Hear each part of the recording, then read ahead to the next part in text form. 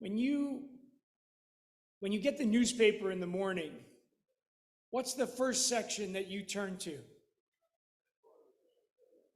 A lot of sports fans.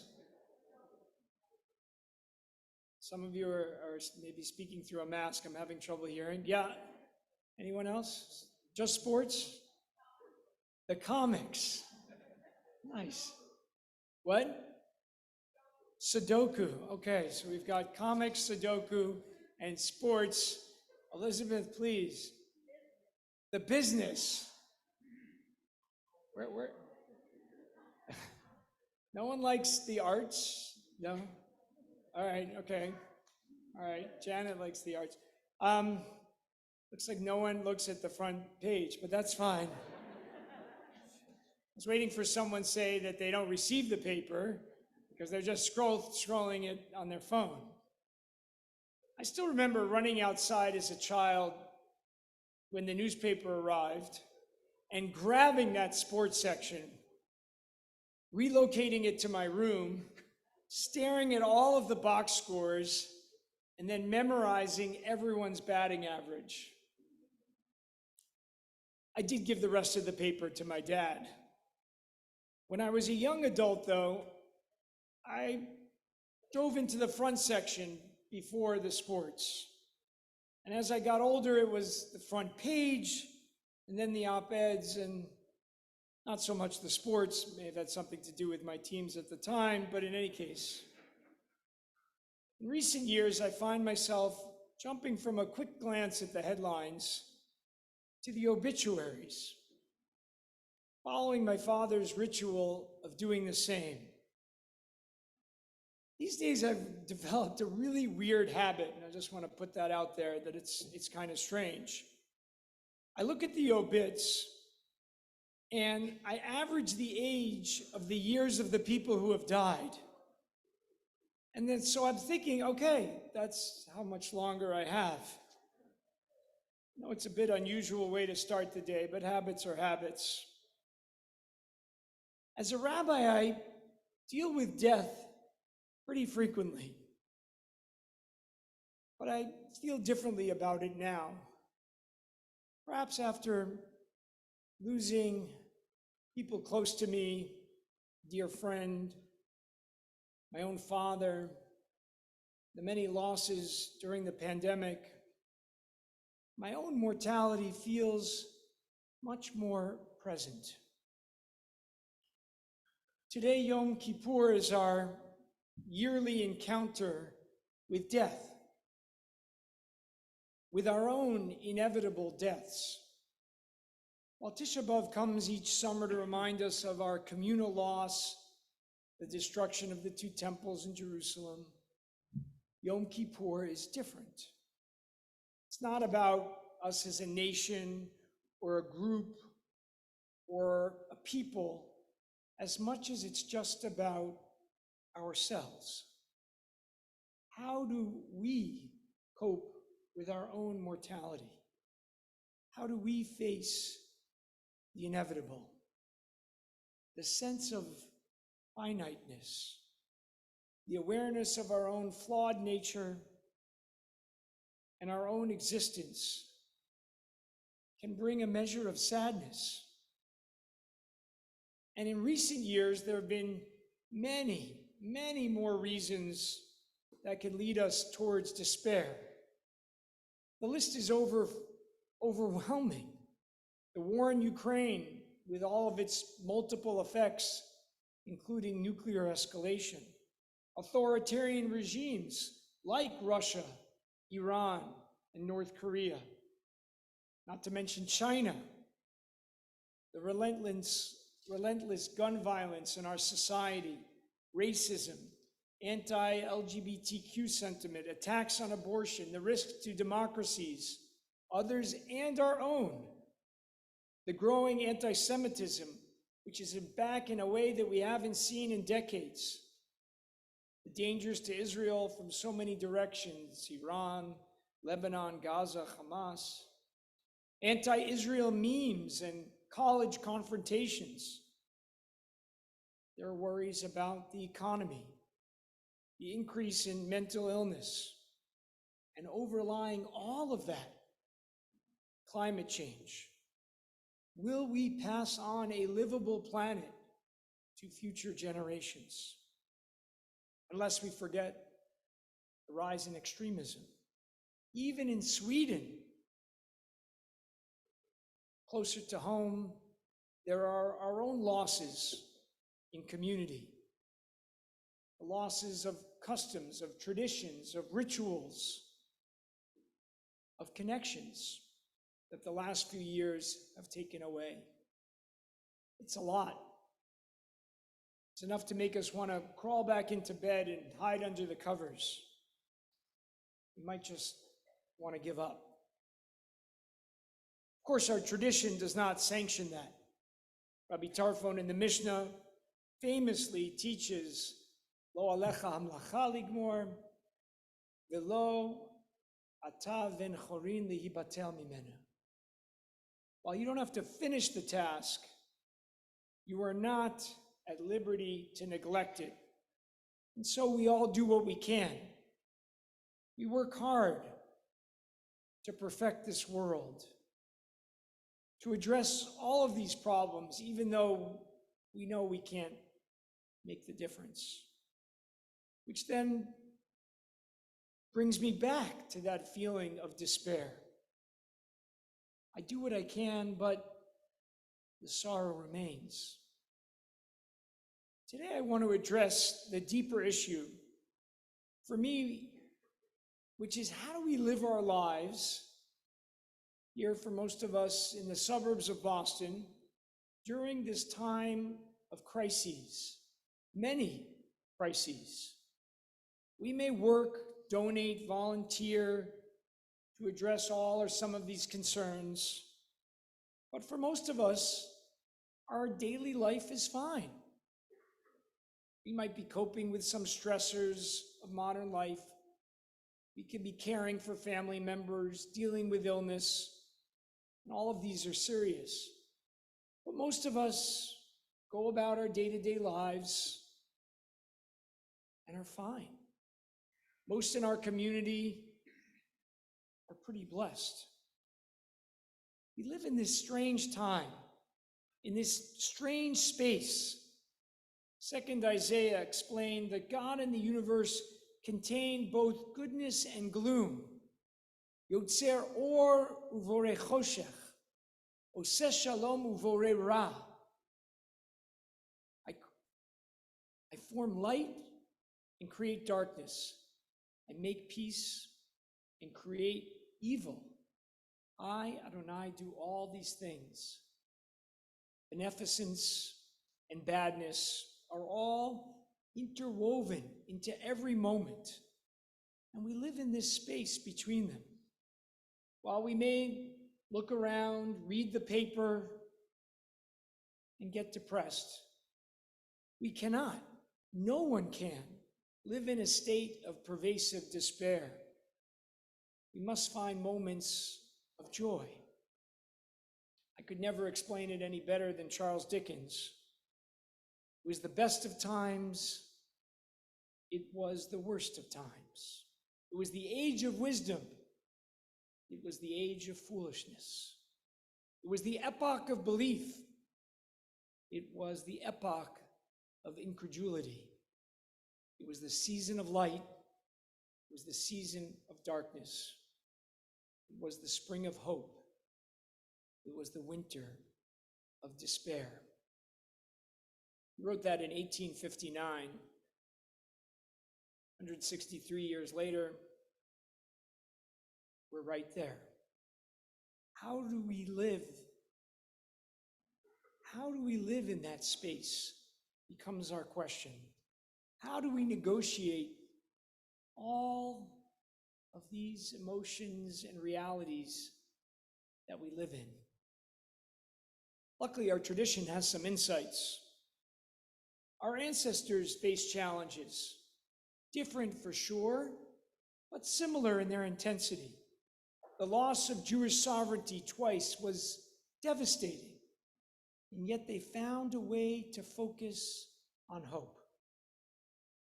We need to find joy amidst the tears. As a child, I remember going to a shiva. This was a very, very sad shiva. It was the shiva for a friend's father. I must have been about 13 years old, and I went with my parents. My friend's father had died of a brain tumor far too young.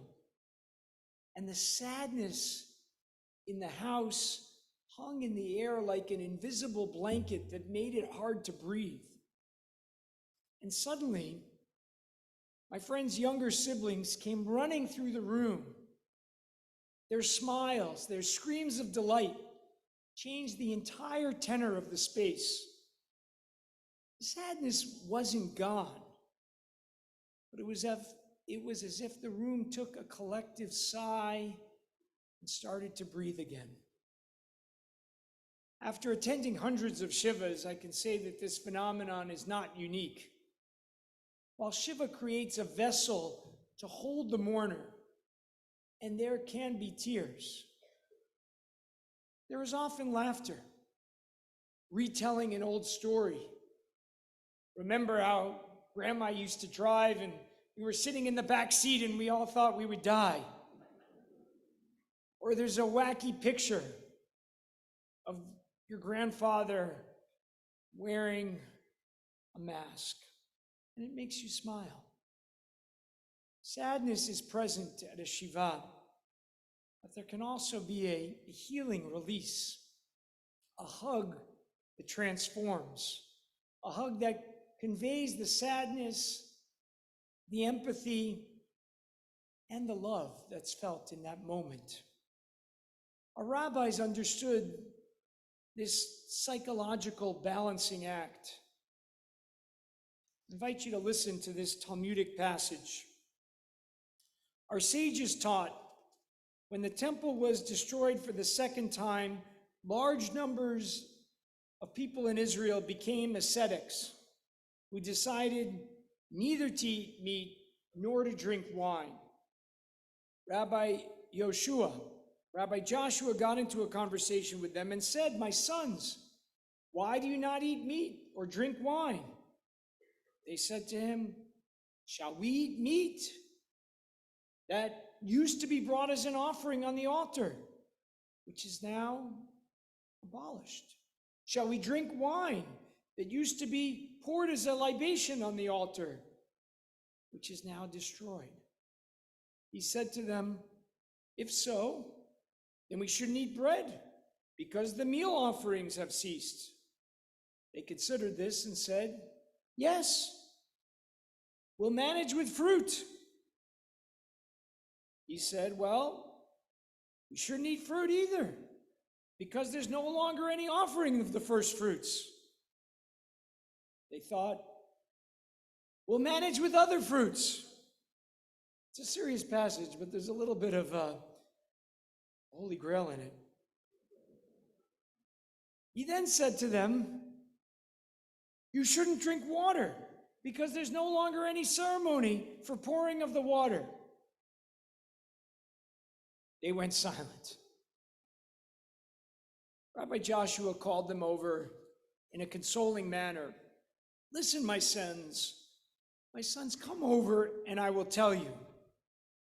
Not to mourn at all is impossible, but to mourn too much is also impossible, because we do not impose a decree on the community which we cannot endure. Rather, this is what the sages taught. A person may stucco his house, but should leave a little corner bare.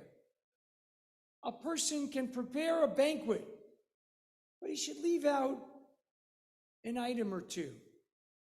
A woman could prepare her ornaments, but leave out a small item.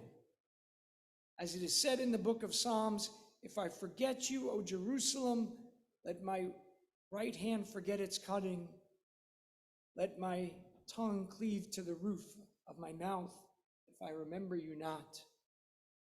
If I do not place Jerusalem among my greatest joy.'" What is meant by this greatest joy? Rabbi Yitzchak said this is symbolized by the burnt ashes which the groom places on his forehead at the wedding. I find this to be one of the most insightful passages in our tradition. Not to mourn is impossible, but we can't live like that. What could be more joyous than a wedding? But the custom was that a groom would place ashes on his forehead, chanting a verse of sadness. These days, I usually don't insist on the groom putting ashes on the forehead, but I try a little less intense approach by remembering the brokenness of the world and linking that to the breaking of the glass.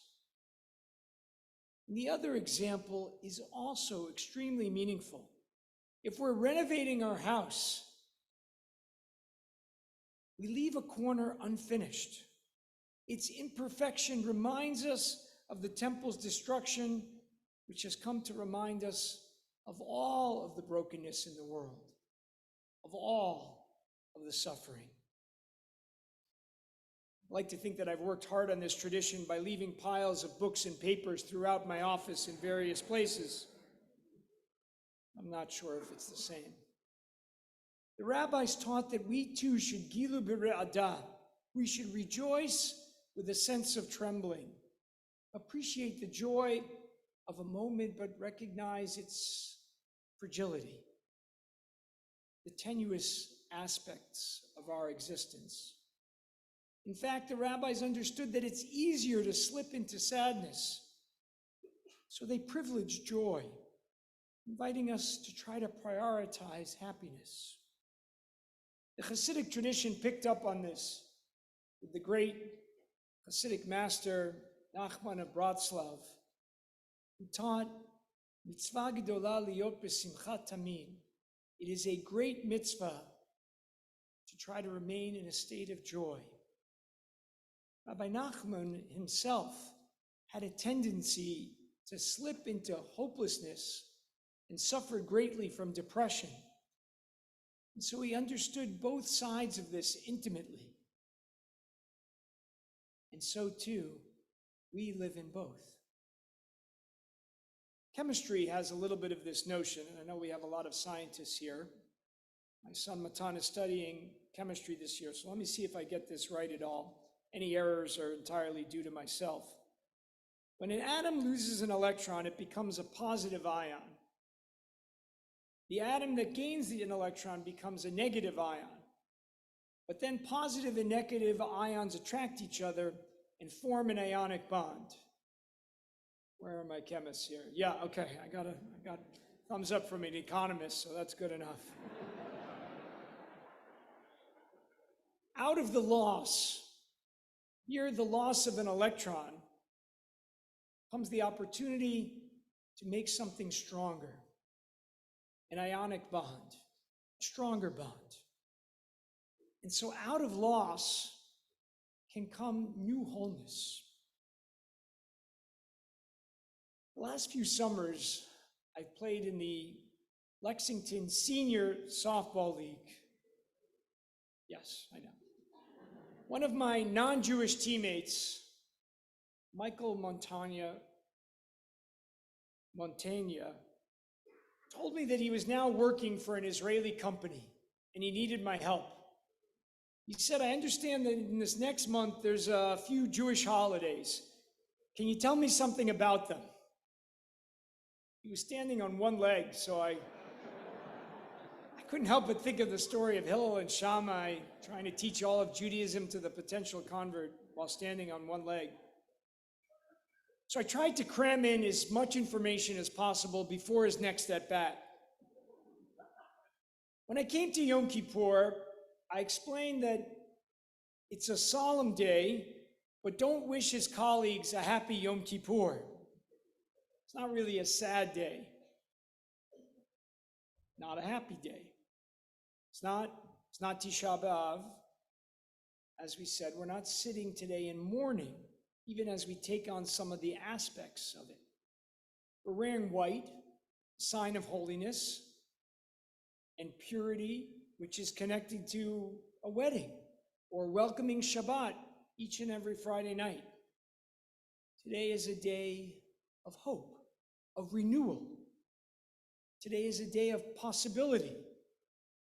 Imagine a tapestry with strands of joy and strands of sadness. They're intertwined in every moment, in each instance. The ruptures of hurt are addressed. The tears in the fabric of our relationships are mended. We forgive. The Talmud states, Yom Kippur is a day of joy because it is a day of pardon and forgiveness. And moreover, it is the day on which the second tablets were given. The Midrash teaches that today is not festive merely for us, but for God, who gave this holy day with great love and joy. God sings to nature, "Come and celebrate with me today. Let all rejoice, for I am forgiving Israel's sins." And that's why we go right from Yom Kippur to Sukkot and Simchat Torah, holidays that celebrate this renewal. But again, even there, we acknowledge the other side of life with the vulnerability of the leaky roof of the sukkah, sweetness and sadness. The rabbis went even further, declaring that on Yom Kippur, young women would go out into the fields wearing white, looking for potential mates. The Talmud states, quote, Rabbi Shimon ben Gamliel said there were no days as joyous for the Jewish people as the 15th of Av and Yom Kippur, as on them the daughters of Jerusalem would go out in white clothes and dance in the vineyards. And what would they say? Young man, please lift up your eyes and see whom you choose for yourself as a wife. Very easy. Yom Kippur was the J-date of its time. But you wouldn't expect it to be on Yom Kippur, a day with its motifs of life and death hanging in the balance. Why would that be a good time to find a spouse? But apparently it was.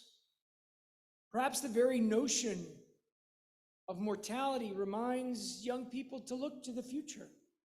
Perhaps the magnitude of the day needed a release, an easing off of the pedal of intensity that dominates our prayers.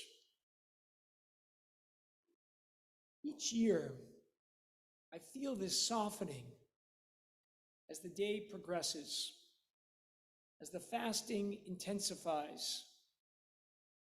It happens this afternoon. A slow sense of calm, even a little happiness and joy builds throughout the day. Yes, our existence is tenuous. It can make us despair. But as the sun sets, we also feel like we're going to make it. Yom Kippur contains a spiritual high embedded within its rituals of self-denial. We feel the fragility of our lives, but we try not to let it overwhelm us. Solemnity is balanced with celebration. And as we reach the climax of forgiveness, aware of our limited time on this earth, aware of the brokenness, we forgive and are forgiven, allowing ourselves to experience this greater sense of wholeness. So let's hold on to both of them as best as we can. Let us live in both realities, in every moment. Let us embrace this paradox of existence. It's challenging. Today we are acutely aware of the pain and suffering within ourselves and throughout the world, but also that blessing and joy are woven into the very fabric of existence. We human beings will inevitably experience pain, illness, suffering, and loss. And yet, there is so much beauty in the world. Every moment contains both joy amidst the despair. Mar Chatima Tova.